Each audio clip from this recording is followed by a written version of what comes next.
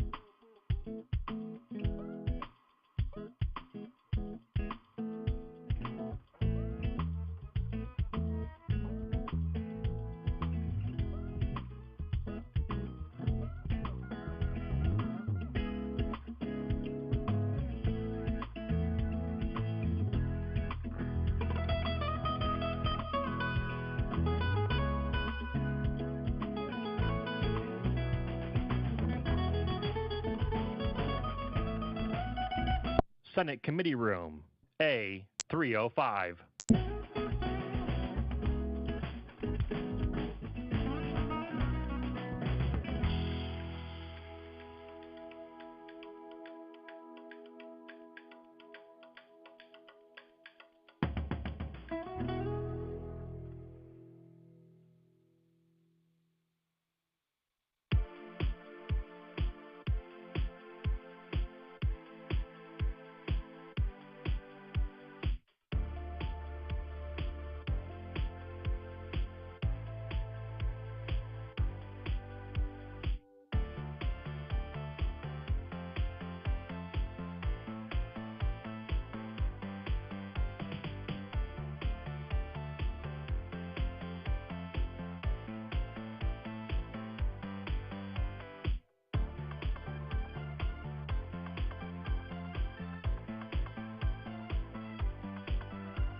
Did you know that you can watch the Senate live on YouTube?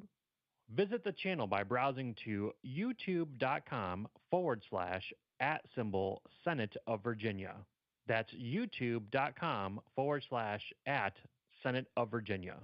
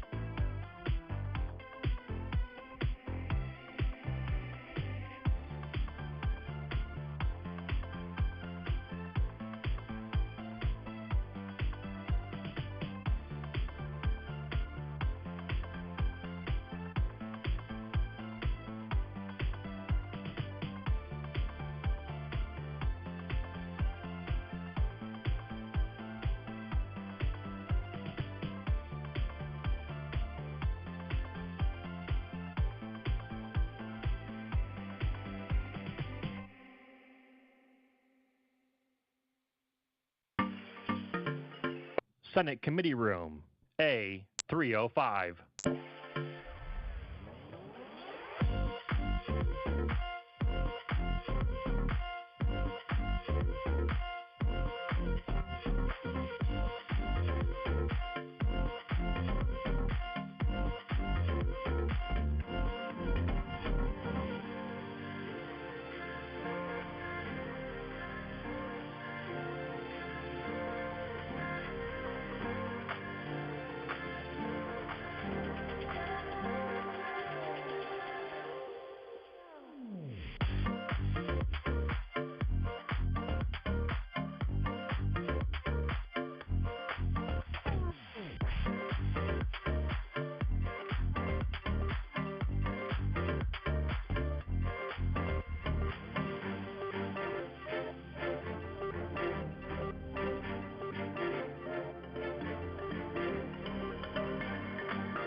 This is the Senate of Virginia, Richmond, Virginia.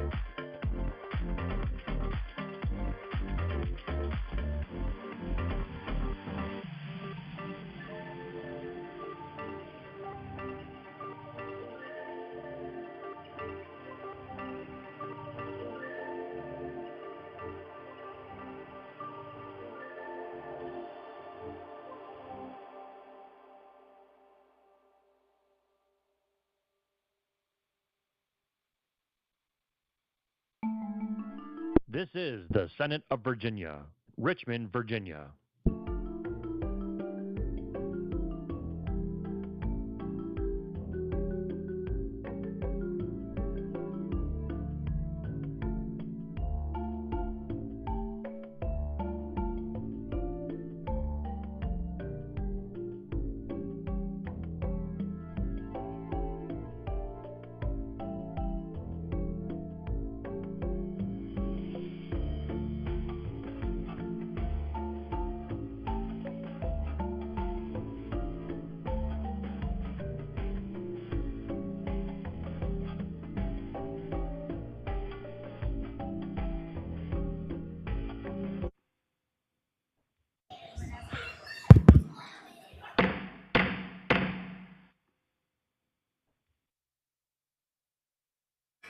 Good morning. Good morning. If everyone can please take their seat, if there is a seat available. This is a special meeting of Education and Health whose primary purpose is to ensure that any bills that need to be re-referred to Finance are able to get out the door today so that our Finance Committee is able to take up those bills before we hit crossover. So the primary purpose is to address that legislation that has fiscal impact. Because we are running a little late today and all of us have to quickly head towards the chamber in just a few minutes, what we have decided to do is to address those bills that have a fiscal impact and that need to go to our Senate Finance and Appropriations Committee. Any other remaining bills will be taken up on Thursday during our regular meeting time. However, we know that there is quite a large group here who are very, very interested on the issue of a particular bill focused on homeschooling, and we appreciate your passion, your engagement on the issue. We've certainly received many phone calls and emails highlighting the concerns that you have, and because you are here today and have taken time and brought families here, we want to make sure we address your concerns and address that legislation. So we will take up that bill in, please.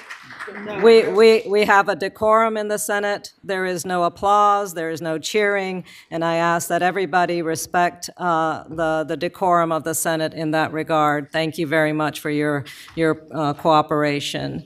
So I am going to ask our subcommittee chairs to provide their reports. We're going to begin with public education. We're going to move to higher education, and then health and health professions in that order. And so our first subcommittee chair is Senator Van Valkenburg, and I will turn it over to you, Senator. I'm sorry, there is a question. Can we take roll and then get proxies? Thank you so much for asking me to do that. Clerk, please open the roll for roll call.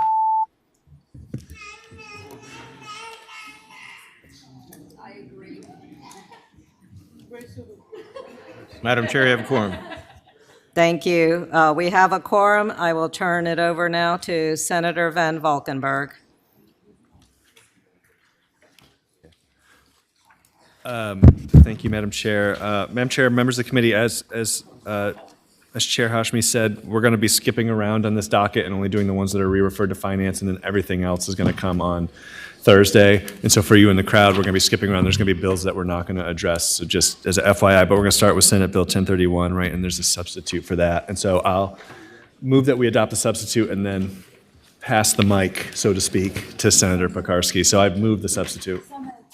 It's been moved and seconded that we adopt the substitute. All in favor, please say aye. Aye. Any opposed? The substitute has been adopted, is being distributed now. Senator Pekarsky. Thank you, Madam Chair. So I want to thank people who have reached out on this bill, who have shown up. And I also want to thank the countless people who have felt that they could not come out in public and share their stories about why they support this bill, but sent messages and emails and calls. This bill came out of my experience as a school board member when I learned that in the Commonwealth, it is legally allowable, if one chooses, to not educate a child. That was not a value statement as to whether or not parents are motivated by that or that is what is happening. It was simply an acknowledgement that in our laws, it is allowable, it is legal for somebody not to educate their child.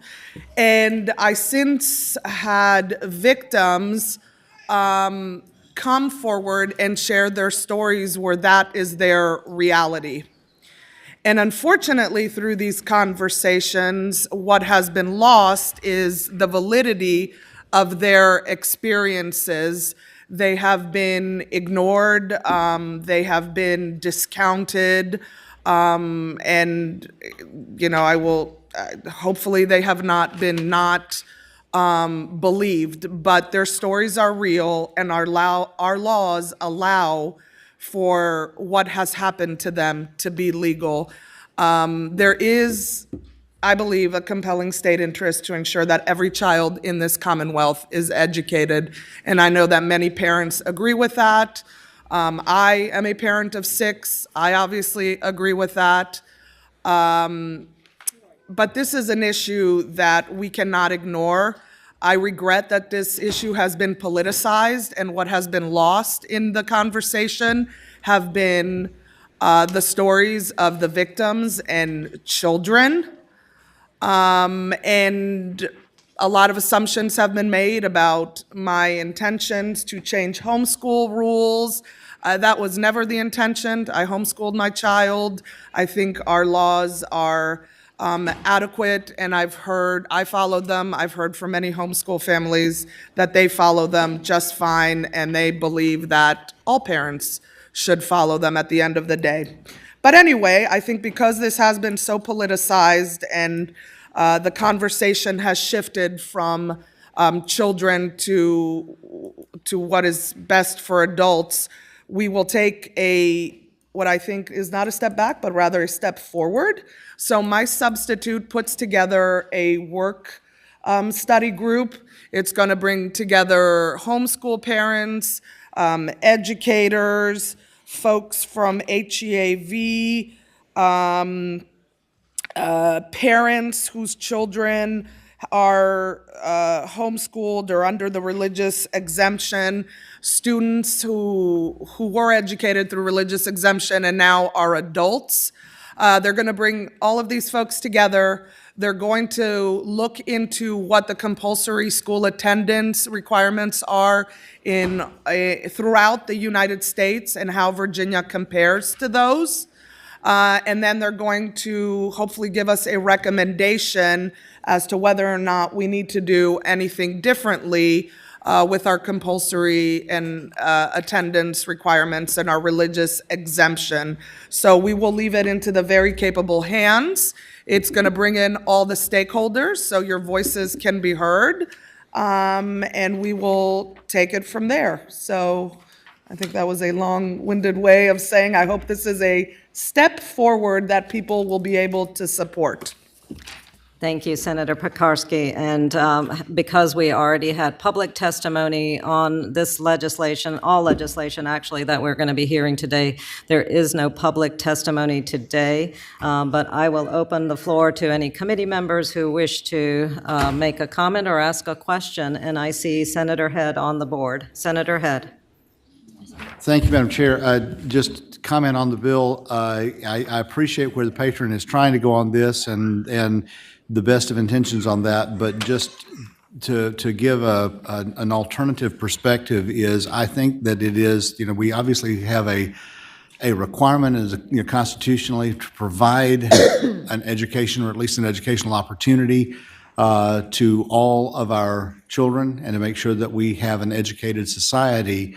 But the bottom line for me on this, even if it's a work group, is that the responsibility of raising children and educating children really rests with the parents, period, full stop.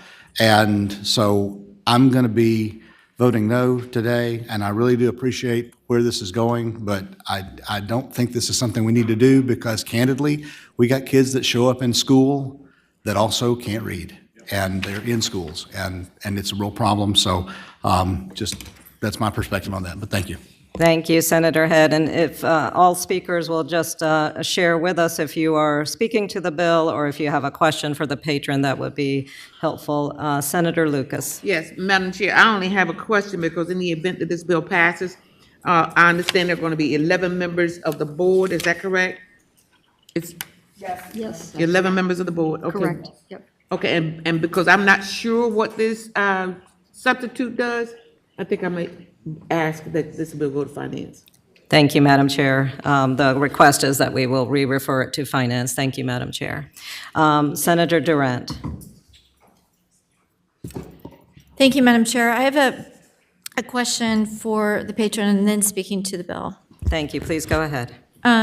So I guess my question now that looking at those convening a work group, what is the makeup of what that work group would look like? I know just one of our colleagues just alluded to it, but you mentioned stakeholders, and how would that be comprised and how would they be selected? I assume stakeholders would mean including members of the homeschooling community. Is that? Senator, if you would take a look at the substitute in front of you. Yeah, It is yeah. defined I guess I in just there, wanna but kinda I will let Senator Pekarsky respond to your question. Madam Chair, Julia wants to quickly go over it. Madam Chair, the substitute in front of you includes one less required membership than the substitute on LIS. This was printed a little earlier than the final substitute was posted. I'm going to read directly from the substitute that's posted on LIS. It provides that the work group shall consist of 2 representatives of local school boards to be selected by the Speaker of House of Delegates, 2 representatives of public school teachers to be selected by the Senate Committee on Rules, 2 parents who provide home instruction to their children under the relevant section of the code, 1 each of whom shall be selected by the Speaker of the House and the Senate Committee on Rules. 2 parents of children who are exempt from compulsory attendance pursuant to the religious exemption in the code, selected the same way. 2 adults who, as children, were exempt from compulsory attendance requirements pursuant to that religious exemption in the code, selected the same way. 1 representative from the Home Education Association of Virginia, and 1 representative from the Coalition for Responsible Home Education. And that is the total membership of the work group. Thank you. Thank you. Does that answer your question, Senator Durant? It does. I'd just like to speak to this.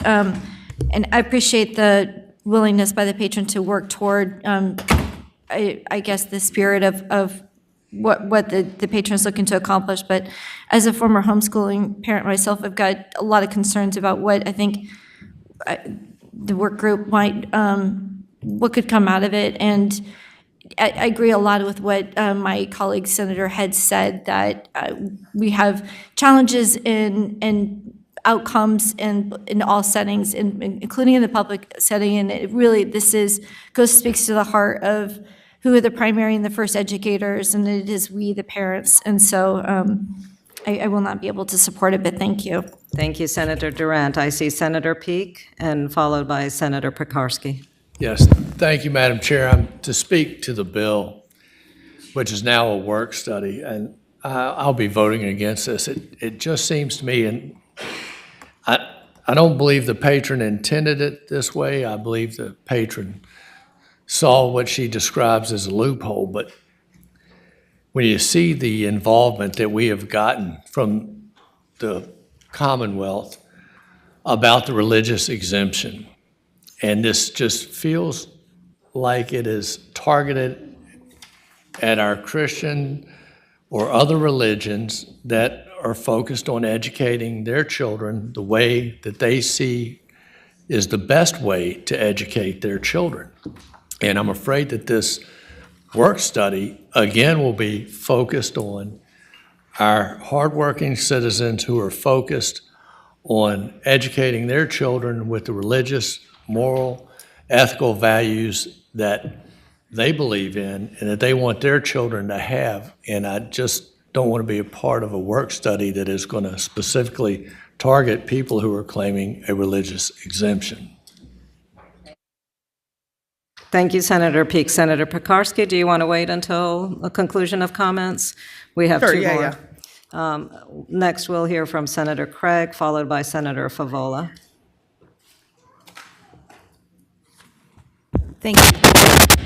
Sorry about that. Thank you, Madam Chair. And I do want to thank the senator for really taking this bill by a couple days to work on this to make it better. But unfortunately, all of my grandchildren are homeschooled. One uses a religious exemption, and these children are flourishing. They are taking field trips. They are very active in the educational process, and for those reasons, I'm going to have to vote no on this bill. Thank you. Senator Favola. Thank you, Madam Chair. I will just make two comments. I mean, this is not an anti-religious exemption bill. This is a bill that is bringing stakeholders together to see if we can learn, perhaps about best practices, to see if we can learn about how to ensure that our children really do get the education that our parents want them to receive and that we as a society want to receive.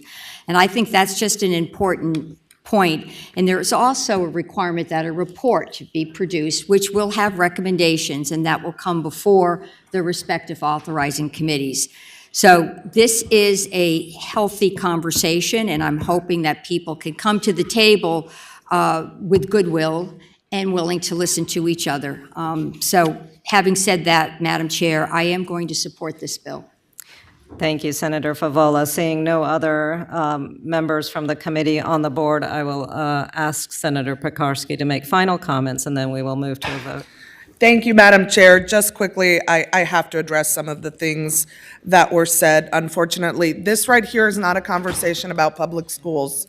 We talk about public schools and the ways in which we can make them better because we know that there are children who are falling through the cracks.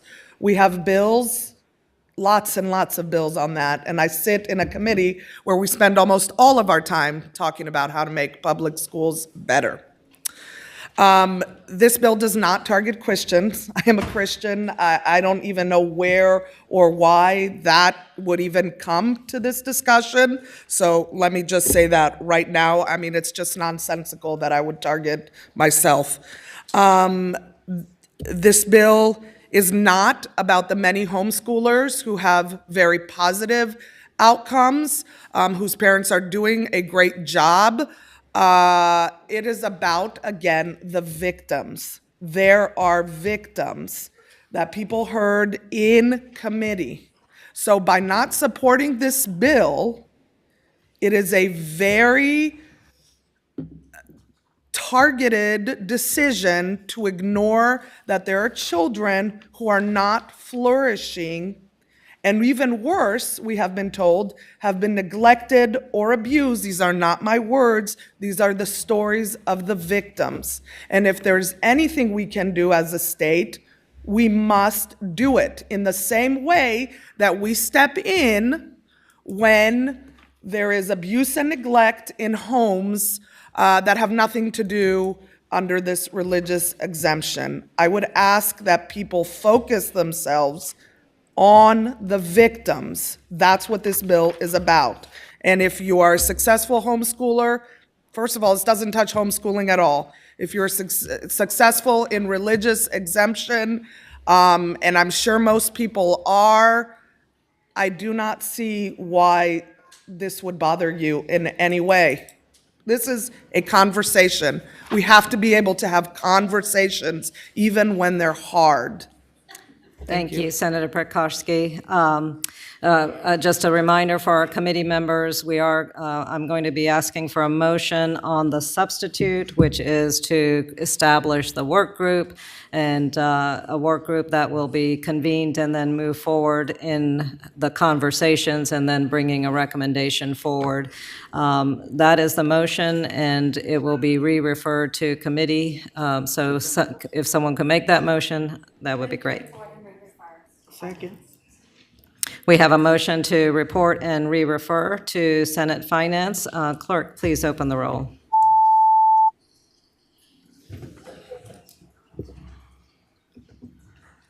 Ayes 9, no 6. Thank you. The bill is reported and re-referred to Senate Finance. And we welcome everyone to remain here for the remainder of the discussion on the other legislation. However, if you are exiting, we ask that you do it quietly so that the committee can continue the work. I'm going to turn the chair back over to Senator Van Valkenburg. Thank you, Madam Chair. Madam Chair, members of the committee, remembering that we're skipping around, next up is Senate Bill 786 from Senator Mulcahy, which we recommended reporting and re-referring to finance on a 5-0 vote. This establishes the nationally certified school psychologist program and incorporates the program into the existing National Teacher Certification Incentive Reward Program. The basic idea here is we've got a psychologist problem just like we've got a teacher problem in terms of a shortage, and this is a way to try to help ensure that we retain workforce on top of recruiting workforce. And so this would line it up with the national board incentives. We recommended reporting and re-referring on a 5-0 vote, and I so move. It's been moved and seconded that SB 786 be reported and re-referred to Finance. Are there any questions or comments from committee? Seeing none, clerk, please open the roll.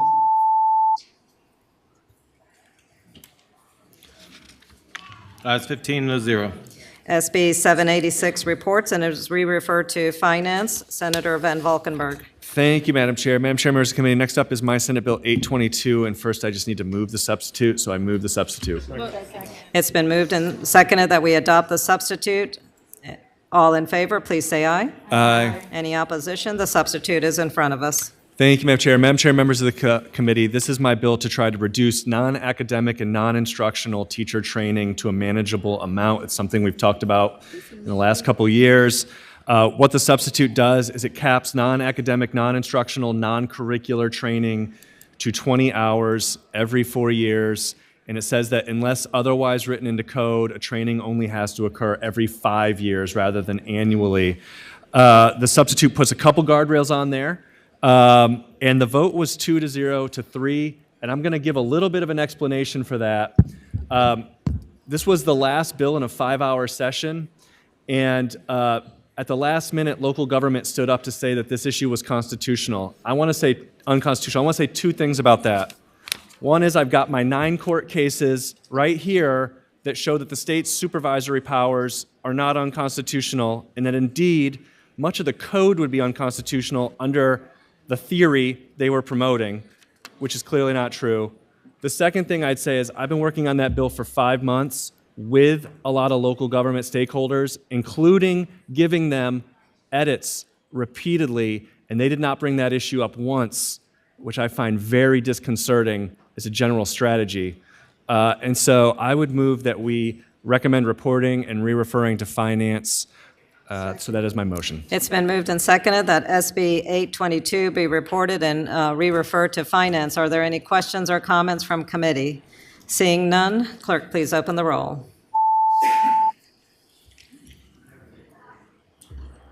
Ayes 15, no 0. SB 822 reports and is referred to Finance. Senator Van Valkenburg.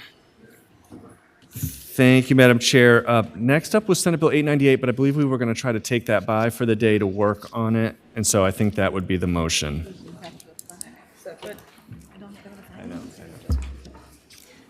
It's been moved and seconded that SB 898 go by for the day at request of the patron. Senator Van Valkenburg. Thank you, Madam Chair. Madam Chair, next up is your Senate Bill 1102, so I think we're skipping 3 bills if you're looking at your sheet, which we recommend reported. We need to move the substitute, so let's move the substitute. It's been moved and seconded that we adopt the substitute. All in favor, please say aye. Aye. Any opposed? The substitute is in front of us. So we recommended reporting and referring to finance on a 5-0 vote. This bill establishes the Safety First Comprehensive Drug Education Pilot Program, which would be administered by DOE for the purpose of providing public schools students scientifically accurate, interactive, and compassionate instruction related to drugs by providing for the implementation of the Safety First program. The substitute removes the language specifying that such pilot program is available only to schools in Region 7 and instead permits any public secondary school to participate in the pilot program. We recommended reporting and re-referring to finance in a 5-0 vote, and I so move. Second. It's been moved and seconded that we adopt, that we report and re-refer to finance, SB 1102. Any comments or questions from committee? Seeing none, clerk, please open the roll. Ayes 15, no zero. Senator Van Valkenburg. Thank you, Madam Chair. Members of the committee, next up is Senate Bill 1111 from Senator Williams Graves, which is about student personal information and data security. The bill establishes several requirements for the registration of any student support agency relating to the protection of student personal information that is collected by any student support agency. And you can see the 7 things that it requires that's related to that. We recommended reporting and referring to finance on a 5-0 vote, and I so move. Second. It's been moved and seconded that we report and re-refer to finance, SB 1111. Any questions or comments? Seeing none, clerk, please open the roll.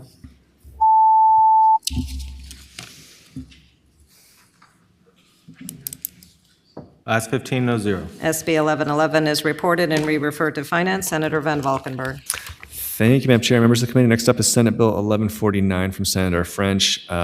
This is about the composite index. We did recommend passing by indefinitely with the chair sending a letter to the group that's working on the composite index. This would have changed the composite index as it related to agricultural lands. And our concern was not only that this was piecemealing the thing that we're already trying to fix holistically, but also that could then boomerang back and hurt other localities, right, who are also disadvantaged by the composite index. And so, but it does, if we did pass it, it would have to be re-referred to finance. So I recommend that we pass by indefinitely and have the chair send a letter. We recommended that on a 5-0 vote, and I so move. It's been moved and seconded that SB 1149 be passed by indefinitely with a letter from the chair. Are there any questions or comments? Seeing none, clerk, please open the roll.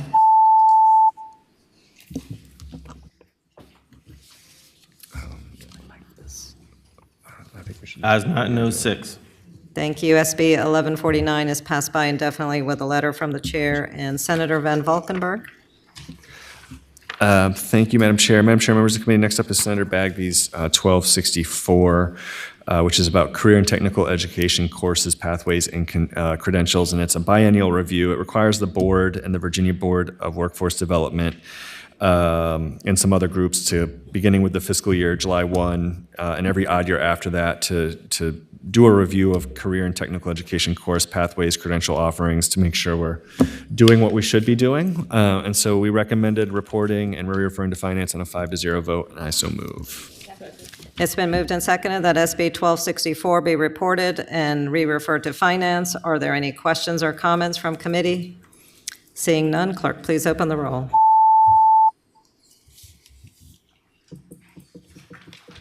Ayes 15, no zero.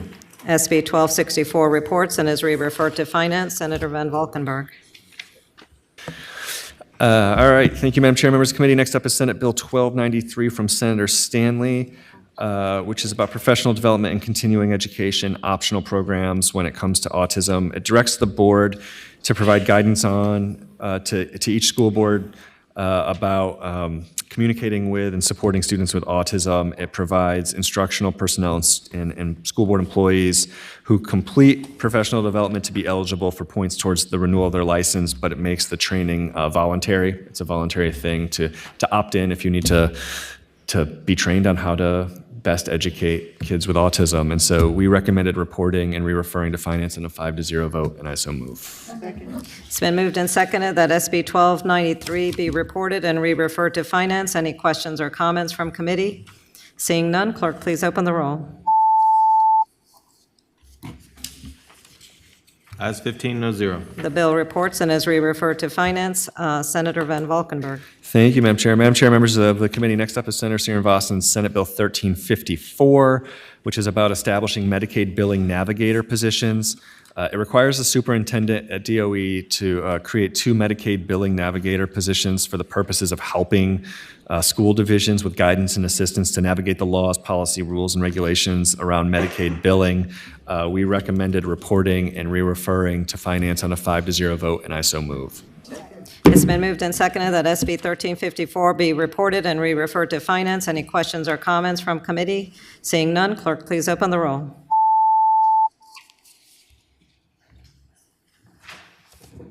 Ayes 15, no zero. SB 1354 reports and is re-referred to finance. Senator Van Valkenburg, do you have any others? Yes. Next up is Senate Bill 1437 from Senator Durant. We had amendments, so I'll move the amendments. It's been moved and seconded that the amendments be adopted. All in favor, please say aye. Aye. Any opposed? The amendments are in front of us. And I Senator Van think, Valkenburg. Madam Chair, there might be another floor amendment, or a amendment for committee. Julia, is that right? Looking for the actual numbers that you have before you. This is for 1437. Does it have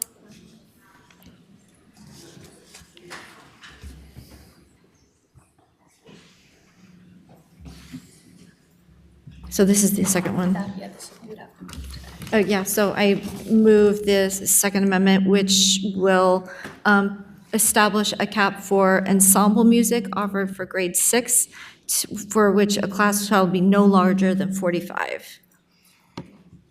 Thank you. Just a quick question about the amendment. Does it conflict in any way? I'm asking our attorneys, does it conflict in any way with the amendments that we just adopted from the recommendation? Madam Chair, no, this adds on to the amendments that were adopted by the subcommittee, which just changed it from fine arts classes to ensemble music. And then this substitute adds an additional amendment to that, which specifies that while those ensemble music classes in grade 6 may exceed the generally established class size, they still may not exceed, was it 45? I'm sorry, I don't have it in front of me. 45 students. Thank you. So we have we have additional amendments in front of us. Is there a motion to adopt? Yeah, I move to adopt the amendment. It's been moved and seconded that we adopt the amendments that are provided now in committee. All in favor, please say aye. Aye. Any opposition? The amendments have been adopted. Senator Van Valkenburg. Thank you, Madam Chair. Madam Chair, members of the committee, the 2 amendments, the one we adopted in sub and the one we adopted just now, make this just a slight, narrow the bill and make it cap, make it more prescriptive. But it exempts, this is really about 6th grade. It's about music class, and it's about allowing there to be more kids in those classes so that they can have more kids participate. And so we recommended reporting with the amendments and re-referring to finance on a 3-0 to 2 abstention vote. And I so move. It's been moved and seconded that we report SB 1437 and re-refer to finance. I see Senator Head on the board. Senator Head. Thank you, Madam Chair. Just a question for patron or somebody. What exactly is an ensemble music class? Is that choir? And band? Is that what it is? So we're limiting the size of the choir and band to 45 kids? Yeah, so Madam Chair, members of the committee, the law now is 35. And so this is floating it so that they can be slightly bigger so more kids can participate. Okay. So, yeah. 100 would be better, but I mean, I was a music ed major, okay? So Madam Chair.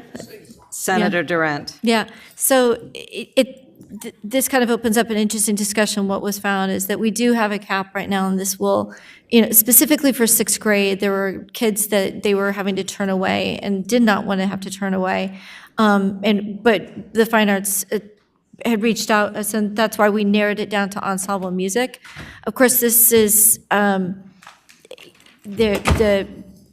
it's different for elementary versus when you get into 7th and 8th grade. So this is very specific on 6th grade. Sometimes you have some attrition of kids coming out or going into something a little more specific.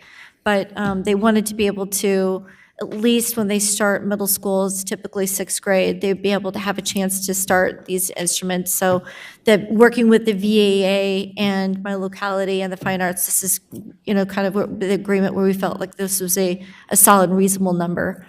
Thank you, Senator Durant. Senator Head, has your question been addressed? Thank you.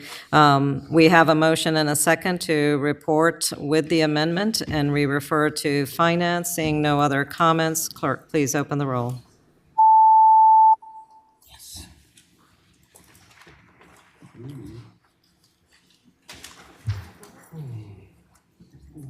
Ayes 15, no zero. That bill reports and is re-referred to Finance with the amendments. And Senator Van Valkenburg. Thank you, Madam Chair. Madam Chair and members of the committee, this is the last one, so everybody else, you have 2 more days of agony, sorry.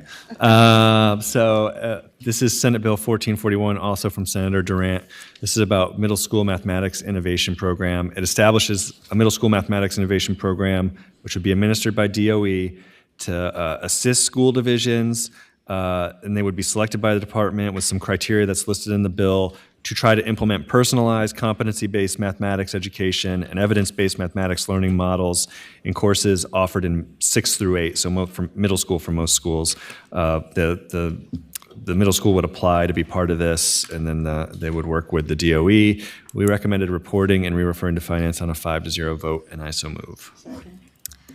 It's been moved and seconded that SB 1441 be reported and re-referred to Finance. I will just make one quick comment that I'm going to abstain from this because I want to have further conversations with Senator Durant about how this bill could possibly be incorporated into the other bill on mathematics excellence that we are working on as well.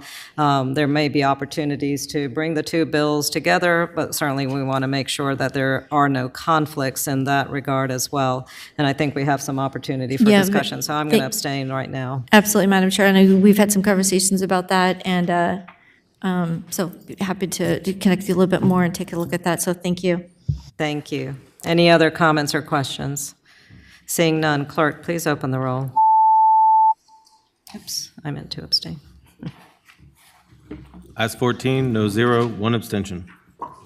Thank you. That bill is reported and re-referred to Finance. And Senator Van Valkenburg, I believe that concludes your report. Yeah, thank you, Madam Chair. Members of the committee will do the rest on Thursday. Thank you. And we will now move to higher education. Senator Locke.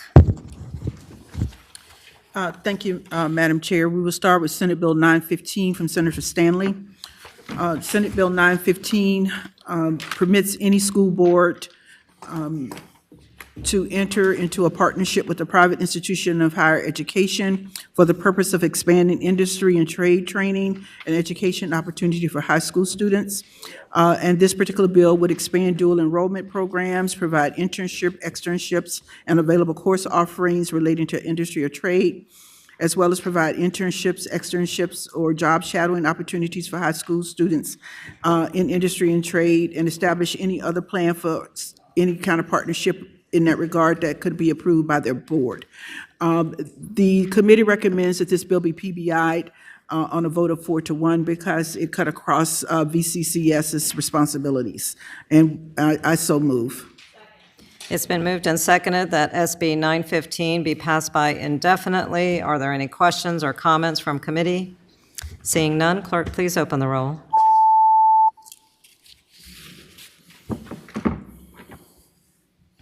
Ayes 9, no 6. Thank you. SB 915 is passed by indefinitely. Senator Locke. Next, we have Senate Bill 961 coming from Senator Rome, which would direct the State Council of Higher Education in coordination with the Department of Veterans Services to submit to the Senate Finance Committee on Finance and Appropriations and the House Committee on Appropriations, the number of individuals who are qualified survivors and dependents, and the best available estimate of the number of qualified survivors and dependents who are participating in the VMSTEP program enrolled in the fall semester at each public institution of higher education in the Commonwealth by December 1st of each year.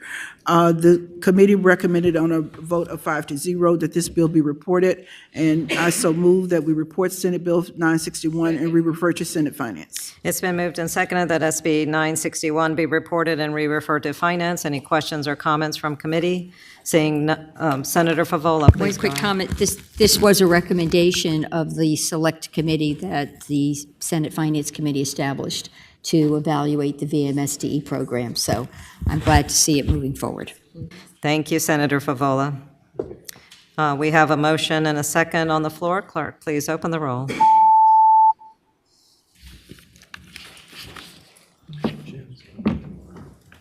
Ayes 15, no zero. Thank you. SB 961 reports and is re-referred to Finance. Senator Locke. Next, we have Senate Bill 1016, also from Senator Rome, that establishes the Hunger-Free Campus Food Pantry Grant Program to address student food insecurity at public institutions of higher education and eligible private institutions of higher education, and this is all defined in the bill.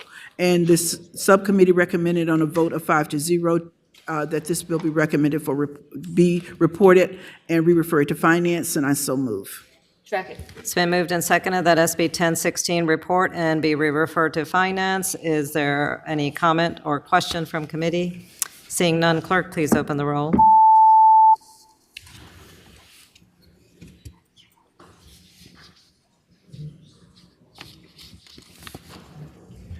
Ayes 14, noes 1. SB 1016 reports and is re-referred to Finance. Senator Locke. Next, we have Senate Bill 1229 from Senator Aird, and there is a substitute, and I move the substitute. Is there a second? It's been moved and seconded that we adopt the substitute. All in favor, please say aye. Aye. Any opposition? The substitute is in front of us. Senator Locke. And the bill clarifies, addresses exchange programs, tuition and mandatory fee waivers, and the substitute makes several technical revisions to add greater clarity to the provisions of the bill and adds language permitting each public institution of higher education to consider outbound students who are enrolled part-time at another institution of higher education to be a single outbound student if the aggregate number of credit hours for each student that's enrolled is equal to a full-term enrollment.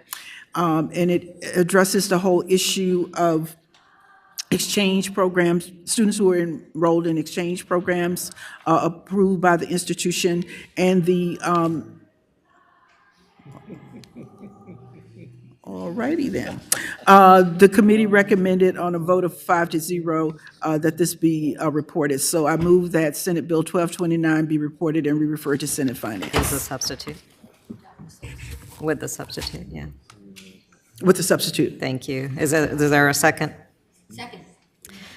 It's been moved and seconded that we report with substitute and re-refer to Finance, SB 1229. Are there any questions or comments? Seeing none, clerk, please open the roll.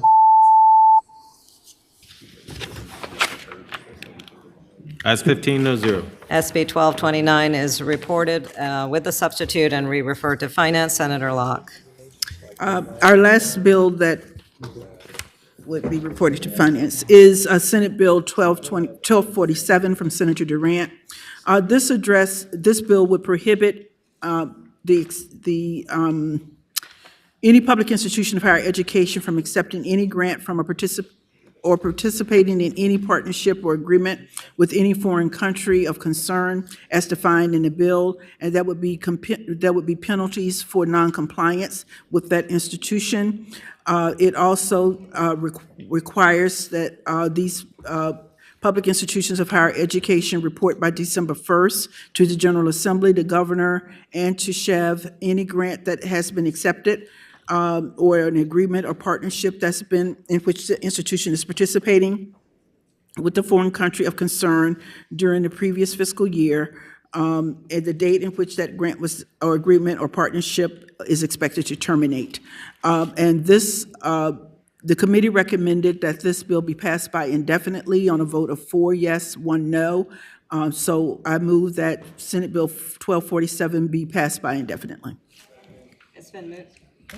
It's been moved and seconded that SB 1247 be passed by indefinitely. Are there any questions or comments from the committee? Seeing none, clerk, please open the roll.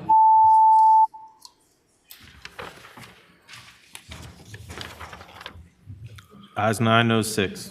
Thank you. SB 1247 is passed by indefinitely. Senator Locke, does that conclude your I report? believe that completes my report. Thank you, Senator Locke. We will hear next about, from our Health Subcommittee, and Senator Favola.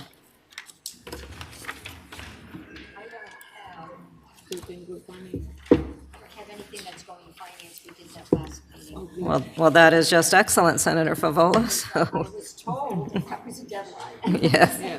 Well, that is wonderful. I got this late breaking fists on my bill, but I have some comments to make about it. Okay. It's in Is that Boyce School's I'm sorry? Oh, there was no health, so, okay. It's just me. Yeah, I'm good. So, I told you, let's hear from Senator Boyce. my subcommittee rocks. I mean, let's just be clear. We got our work. Well, Senator Favola, I will say you have one more committee meeting, is that not correct? This afternoon, okay.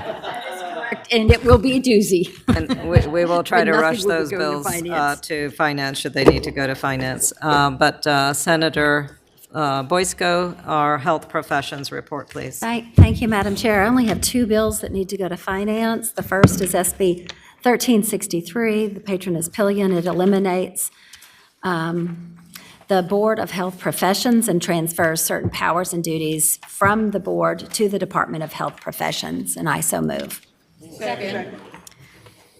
It's been moved and seconded that SB 1363 be reported and re-referred to finance. Are there any questions or comments from our committee members? Senator Pillion. Clerk, please open the roll.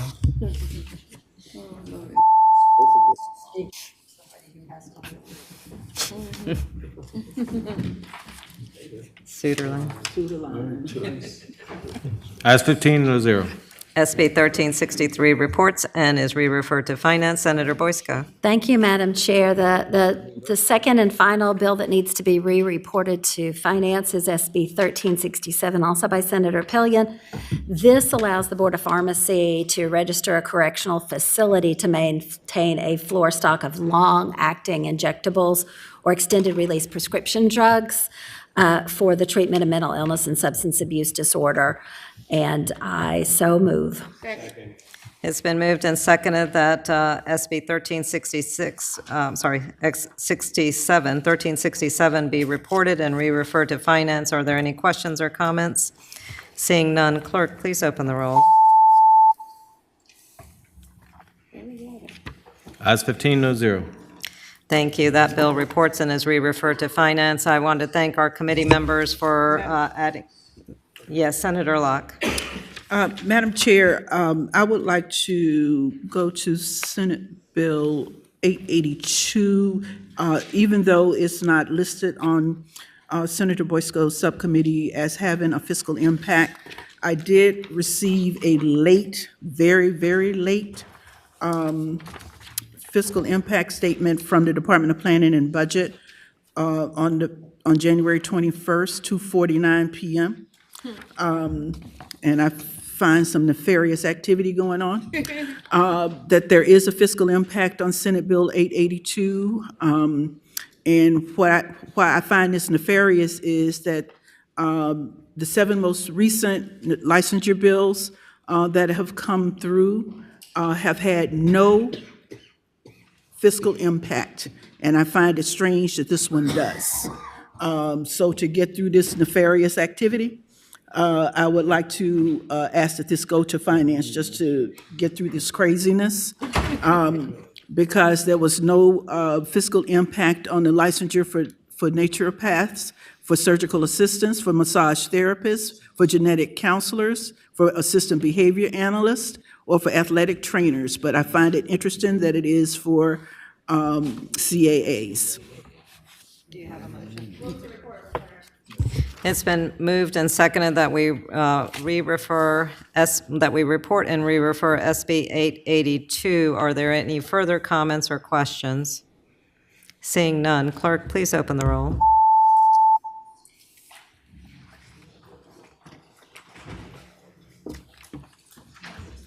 Ayes 12, no 0, 3 abstentions. SB 882 has been reported and is re-referred to finance.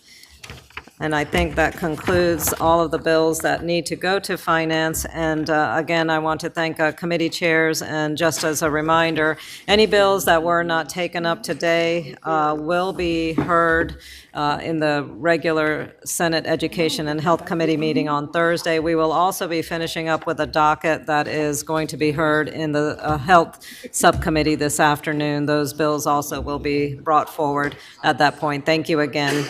Meeting is adjourned. This is the Senate of Virginia, Richmond, Virginia.